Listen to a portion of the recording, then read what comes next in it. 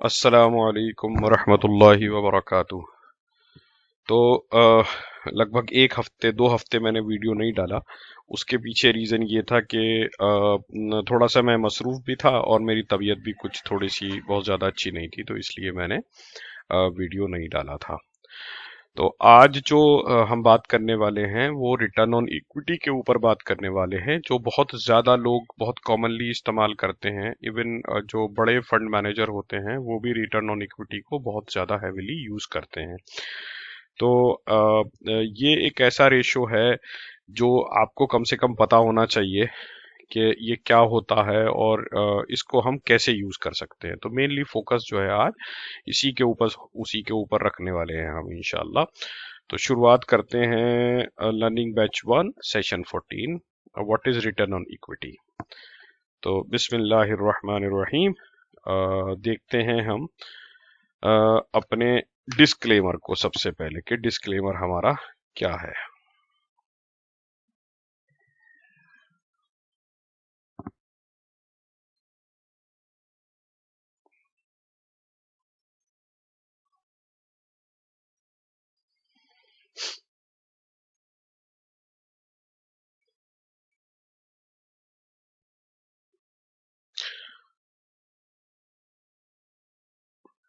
Okay, तो हमारा disclaimer का पहला पॉइंट सेम है। हम सेबी रजिस्टर्ड एनालिस्ट नहीं है, हम इनफैक्ट कोई एनालिस्ट ही नहीं है, और मैंने कोई फॉर्मल एजुकेशन फाइनेंस या कॉमर्स की नहीं ली है। मैं आप लोगों के साथ अपना एक्सपीरियंस और नॉलेज शेयर करता हूं। मेरी किसी भी एग्जाम्पल को बाई से रिकमेंडेशन ना समझे। जहां से आपको जो सीखने को मिले आप वो जरूर सीखें, ठीक है।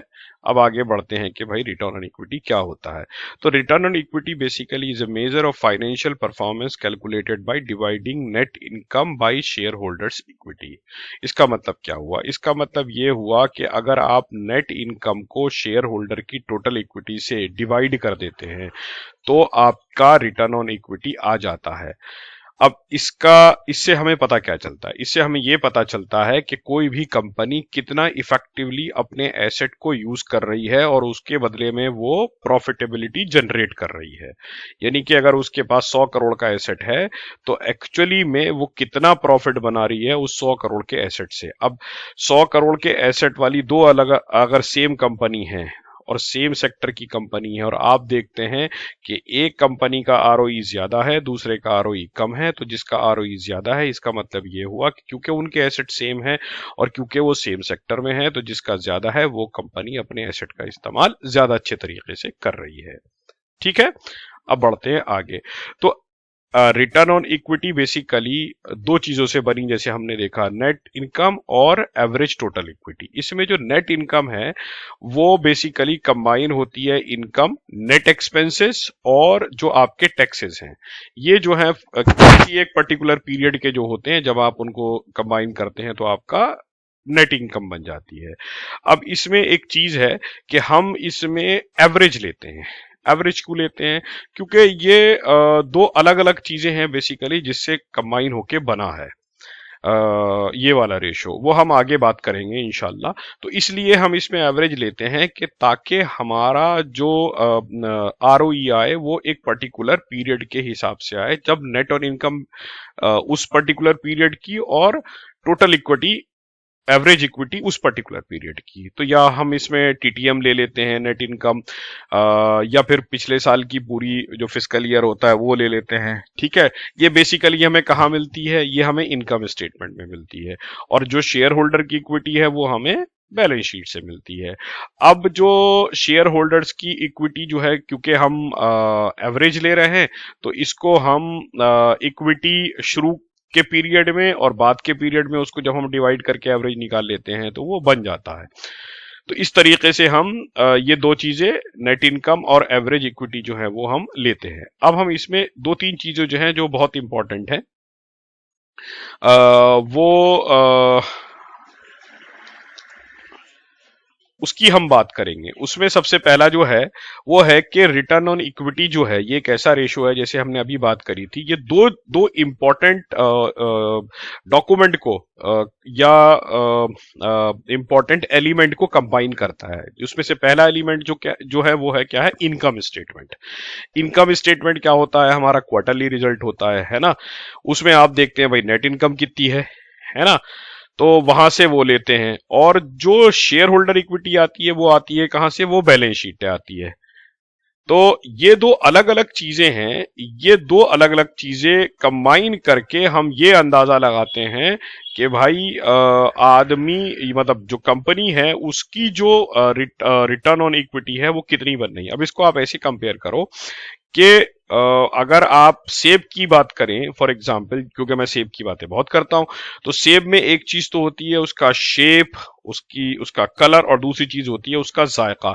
तो सेब अच्छा है या बुरा है, इसका अंदाजा लगाने के लिए आपको दोनों चीजों का पता होना जरूरी है। सिर्फ कलर देख के आप ये नहीं कह सकते कि वो अच्छा है, या सिर्फ आप जायका देख के ये नहीं कह सकते वो अच्छा है। अगर मान लो कोई सड़ा हुआ सेब है और उसका जायका अच्छा है, चारों तरफ से सड़ा हुआ एक छोटा सा पीस है बीच में बचा हुआ जो अच्छा है, तो वो अच्छा थोड़ी कहलाएगा। इसी तरीके से किसी सेब का कलर बहुत खूबसूरत है लेकिन वो जायका उसका अच्छा नहीं है, तो वो अच्छा नहीं कहलाएगा। इसी तरीके से जब दो अलग अलग चीजों को जो अलग अलग फीचर को किसी चीज के बताती हैं, तो हमें एक एडेड एडवांटेज रहता है जो हमें रिटर्न ऑन इक्विटी के केस में भी रहता है। अब इसमें एक चीज जैसे मैंने अभी बात करी कि जो स्टैंडर्ड प्रैक्टिस हमारी है वो ये है कि हम एवरेज इक्विटी लेते हैं, मतलब बिना एवरेज की एक पर्टिकुलर टाइम फ्रेम की इक्विटी नहीं लेते, हम over the period of time की जो इक्विटी होती है वो लेते हैं, ताकि इनकम स्टेटमेंट भी उसी टाइम का हो। और जो बैलेंस शीट में आपकी बेसिकली एवरेज इक्विटी आ रही है और जो इनकम स्टेटमेंट से आपकी नेट इनकम आ रही है, वो एक दूसरे को कॉम्प्लीमेंट करे। ठीक है, अब इसमें बढ़ते हैं आगे। एक और चीज जो बहुत इंपॉर्टेंट है वो ये है कि अगर हम अपने नजरिए से देखने की कोशिश करें तो वो ये है कि इन्वेस्टर जो है वो ये देखना चाहता है, मतलब कोई भी आदमी, जैसे मैंने अभी 100 करोड़ वाली कंपनी का एग्जांपल दिया, तो वो ये चाहता है कि भाई अब मेरी जो इन्वेस्टमेंट है उस पर जो रिटर्न है उस पे हाई हाई रिटर्न हो, कम रिटर्न ना हो। यानी कि मैं जो अपना मेरी जो कंपनी है जिसमें मैं इन्वेस्ट कर रहा हूं वो कंपनी सेम एसेट के ऊपर ज्यादा रिटर्न दे। तो जब कंपनी ऐसी है कि एक कंपनी 100 रुपए के ऊपर आपको 100 करोड़ के एसेट के ऊपर आपको से फॉर एग्जाम्पल 30% का रिटर्न ऑन इक्विटी दे रही है, और दूसरी कंपनी जो है वो रिटर्न ऑन इक्विटी जो दे रही है 100 करोड़ के एसेट के साथ वो दे रही है से 20 का, तो इन 20 और 30 में 30 वाली जो है वो ज्यादा बेटर है। यानी कि हर एक रुपया जो इन्वेस्टेड है उसके ऊपर जो ओवरऑल रिटर्न मिल रहा है वो 30 वाली कंपनी में ज्यादा मिल रहा है। आप इसको ऐसे समझिए, ठीक है। अब इसको कैसे यूज करना है, ठीक है, क्योंकि अल्टीमेटली हमें कैलकुलेशन की जरूरत नहीं पड़ती है। अब मेथड इतने अच्छे अच्छे आ गए कि आप इसको फिल्टर में लगाएंगे स्क्रीनर के तो खुद ब खुद आ जाएगा, तो हमें कैलकुलेशन के चक्कर में पड़ने की ज्यादा जरूरत नहीं है। ये बैकग्राउंड इसलिए दिया ताकि आपके दिमाग में ये बात रहे कि ये असल में होता क्या है। तो ये रिटर्न ऑन इक्विटी बेसिकली जो इन्वेस्टर्स होते हैं उनको ये हेल्प करने में मदद करती है कि भाई वो अपने इन्वेस्टमेंट के ऊपर कितने परसेंट के या कितना रिटर्न एक्सपेक्ट कर रहे हैं, ठीक है। अब इसमें एक चीज बहुत इंपॉर्टेंट है, वो चीज जो है वो ये है कि जो आपकी रिटर्न ऑन इक्विटी जो आप देख रहे हैं उसको आप हमेशा कंपेयर करो किससे, हिस्टोरिकल रिटर्न ऑन इक्विटी से कंपेयर करो कि उससे पहले उसकी इक्विटी क्या थी। और क्या कहना चाहिए, दूसरी चीज जो है वो आपको ये देखने की कोशिश करनी चाहिए कि रिटर्न ऑन इक्विटी जो है वो सेक्टर वाइज कंपेयर करो। मतलब ऐसा नहीं होना चाहिए कि एग्रीकल्चर सेक्टर की आप कंपेयर कर रहे हैं इंफ्रास्ट्रक्चर के सेक्टर से, या इंफ्रास्ट्रक्चर सेक्टर की आप कंपेयर कर रहे हैं ऑटोमोबाइल से। आप हमेशा सेम सेक्टर की जो है वो कंपनी से कंपेयर करो कि उस पर्टिकुलर सेक्टर की इंडस्ट्री इंडस्ट्री का उस पर्टिकुलर इंडस्ट्री का रिटर्न ऑन इक्विटी क्या है दूसरी कंपनी का, तो आपको अंदाजा होगा। अब अगर मान लो एक कंपनी है से ए और दूसरी कंपनी है बी, दोनों ऑटोमोबाइल की कंपनी है। अब ए का जो रिटर्न ऑन इक्विटी है वो समझ लीजिए आप 50 का है और बी का जो है वो 10 है, तो इसका मतलब कहीं ना कहीं कोई गड़बड़ है। ठीक है, तो वो इंडस्ट्री स्टैंडर्ड के हिसाब से होना चाहिए, प्लस माइनस 10-20% ऊपर नीचे फाइन है, बट बहुत ज्यादा वेरिएशन नहीं भी होना चाहिए। रूटीन में जब आप देखने की कोशिश करो तो आप कोशिश करिए कि ऐसी कंपनी में इन्वेस्ट करें जिसमें जो रिटर्न ऑन इक्विटी है वो इंडस्ट्री एवरेज से ऊपर हो, इंडस्ट्री एवरेज से नीचे वाली में इन्वेस्ट ना करें, अनलेस आपको कोई बहुत ज्यादा ग्रोथ पोटेंशियल दिख रहा है और आपको लगता है कि आने वाले टाइम में बहुत ज्यादा ग्रोथ होने वाली है। ठीक है, अब इसमें एक कंफ्यूजन आता है जो बहुत इंपॉर्टेंट कंफ्यूजन है, वो क्या है कि return on equity versus return on asset, ये दोनों ही रेशियो जो हैं वो बहुत अच्छे से यूज होते हैं, तो मैंने इसको सोचा कि मैं यहीं पे कंबाइन करूं। तो रिटर्न ऑन एसेट क्या है? रिटर्न ऑन इक्विटी आपको समझ में आ गया, अब रिटर्न ऑन एसेट समझते हैं। रिटर्न ऑन एसेट जो है वो net income divided by total asset है, और रिटर्न ऑन इक्विटी जो है वो net income divided by average total equity है। ठीक है, अब दोनों अगर आप मोटा मोटा देखोगे तो यही बताते हैं कि कोई कंपनी अपने एसेट को कितना इफेक्टिवली यूज कर रही है। इसमें एक बहुत ही इंटरेस्टिंग चीज है जो आप देखोगे कि हमें ये पता है कि एसेट जो है वो लायबिलिटी और इक्विलिटी को अगर कंबाइन कर दो तो हमारी एसेट जो है वो बन के आ जाते हैं। तो इसमें अगर आप देखोगे कि अगर कोई कंपनी ऐसी है जिसका डेट नहीं है तो शेयर होल्डर इक्विटी और जो एसेट है वो इक्वल हो जाएंगे, तो इसका मतलब क्या होगा कि आपका आरओई यानी कि रिटर्न ऑन इक्विटी और रिटर्न ऑन एसेट जो है वो बराबर हो जाएगा लॉजिकली। ठीक है, प्लस माइनस थोड़ा बहुत हो सकता है, मार्जिन रह सकता हो, लेकिन मोर और लेस वो सेम हो जाएगा। तो क्योंकि हम डेट के लिए अपना अलग स्टैंडर्ड यूज करते हैं, जो स्टैंडर्ड हमें पता ही है, हमने debt to equity ratio use करते हैं, तो आपको रिटर्न ऑन एसेट के ऊपर ज्यादा फोकस करने की जरूरत नहीं है। अगर आप सिर्फ रिटर्न ऑन इक्विटी को लेके चलेंगे तो भी आपका काम जो है वो बन जाएगा। अब चलते हैं आगे। आगे चलते हैं, वो क्या है कि रिटर्न ऑन इक्विटी के लिए कुछ इंपॉर्टेंट पॉइंट हैं जो आपको दिमाग में जरूर रखने चाहिए। इसमें क्या है कि ये कंपनी की net income divided by share holder equity, जो मैं बार बार बोल रहा हूं, ये कंपनी के बारे में ये बताती है कि कितना इफिशिएंटली कंपनी अपने एसेट को यूज करके प्रॉफिट जनरेट कर पा रही है। इसके अलावा ये बताती है कि जितना ज्यादा आरओई होगा, मतलब जितना ज्यादा रिटर्न ऑन इक्विटी होगा, इसका मतलब उतना ज्यादा कंपनी अपने एसेट को अच्छे से यूज कर पा रही है। और जो लास्ट चीज जो मैंने अभी आपको बताई जो बहुत इंपॉर्टेंट है वो ये है कि कभी भी अलग अलग इंडस्ट्री के आरओई को कंपेयर नहीं करना चाहिए। एक कंपनी जो सेम सेक्टर की है या सेम इंडस्ट्री की है, उनकी आरओई को आप कंपेयर करेंगे तो आपको अच्छे से अंदाजा होगा। ठीक है, अब इसमें ये रिटर्न ऑन इक्विटी की स्टडी जब भी आप करेंगे तो आपको डूपॉन्ट फॉर्मूला जो है वो जरूर स्टडी करना चाहिए। मैं इसके ऊपर एक कंप्लीट वीडियो बनाऊंगा, अभी नहीं, बहुत आराम से। तो ये मैंने अभी जो है वो आपकी फर्दर स्टडी में रखा है, और ये बहुत ही बढ़िया चीज है, मल्टीपल चीजों को कंबाइन करती है। मैंने बता दिया है कि रिटर्न ऑन इक्विटी में जो डूपॉन्ट फार्मूला यूज होता है वो यहाँ पर लिखा हुआ है, but still I want you to go and further study about this DuPont formula कि ये असल में होता क्या है और असल में ये आपको कैसे हेल्प करता है। ये ऐसे लिखा जाता है, आपको कैसे हेल्प करता है। तो ये मेरे ख्याल से आपके लिए एक तरीके का होमवर्क है अगर आप करना चाहें। ठीक है, अब हम क्विकली चलते हैं स्क्रीनर पे और हम वहां पर देखने की कोशिश करते हैं कि बेसिकली रिटर्न ऑन इक्विटी को हम कैसे यूज कर सकते हैं। तो यहां पर अगर आप देखते हो ना, तो जैसे मैंने यहां पर लगा रखा है, ठीक है, तो आरओई मैंने यहां पर लगा रखा है, मैं इसको हटा देता हूं। ठीक है, मैंने इसको सेव कर दिया। अब आरओई आपको यहां पर नहीं दिख रहा है, क्योंकि हम आरओई को इंडस्ट्री से कंपेयर करते हैं, तो हमें यहां पर आरओई होना ज्यादा इंपॉर्टेंट है, यहां पर चाहे हो या ना हो। ठीक है, तो इसमें आप ये देखिए कि यहां पर आपको आरओई लगाने के लिए क्या करना है, यहां पर जाना है, आरओई यहां पर लगाना है। इसकी एक पूरी वीडियो है कि आप अपना कैसे कस्टमाइज कर सकते हैं। इसको उठा के हम यहां रखते हैं, ठीक है, और इसको हम कर देते हैं सेम। अब हम यहां पर जब देखते हैं तो आरओई हमारा देखो यहां आ गया परसेंटेज में, ठीक है।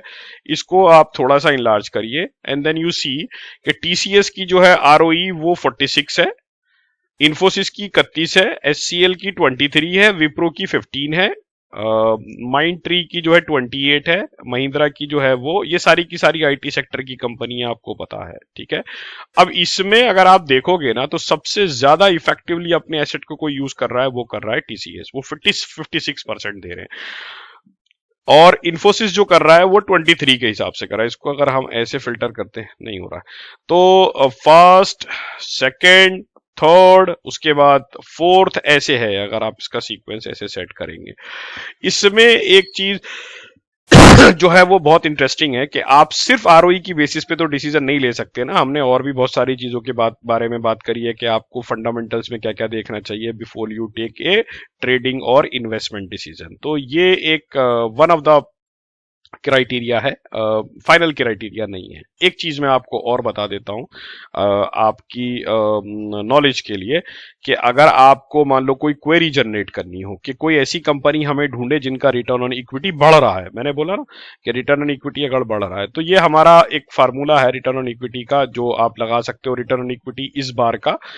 पिछली बार से ज्यादा है, पिछली बार का 3 साल के एवरेज से ज्यादा है, 3 साल का 5 साल के एवरेज से ज्यादा, यानी कि हमने 5 साल से अब तक ये जो है लगातार रिटर्न ऑन इक्विटी किसी कंपनी की बढ़ रही है, और हम इस फार्मूले को लगाते हैं तो आपके पास ये वाली कंपनी की लिस्ट आ जाती है। अब इन कंपनी में आप जाके बाकी चीजें देख लें कि भाई कौन सी कंपनी आपको लगती है, और इसकी क्वेरी अगर आप चाहें तो आप सेव भी कर सकते हैं, ये आपके ऊपर है, ठीक है। तो इस तरीके से रिटर्न ऑन इक्विटी का एक अच्छा इस्तेमाल कर सकते हैं, यानी कि कोई कंपनी अगर अपना आरओई धीरे धीरे बढ़ा रही है over the period of couple of years, then it means that somehow company अपने एसेट का यूटिलाइजेशन अच्छे से कर रही है, यानी कि इफिशियंसी उनकी धीरे धीरे बढ़ रही है। बट जैसे मैंने पहले कहा, ये सिंपल क्राइटेरिया नहीं होता है अकेला अपने आप में कि आप इसी की बेसिस पे जो है वो इन्वेस्टमेंट या ट्रेडिंग डिसीजन ले ले, लेकिन ये वन ऑफ द क्राइटेरिया है जो आप यूज कर सकते हो अच्छे से, और अपने आप को बेटर पोजीशन पे प्लेस कर सकते हैं। तो ये था आज आरओई के बारे में और थोड़ा सा आरओए के बारे में। शुक्रिया बहुत बहुत वीडियो देखने के लिए, जज़ाकल्लाह।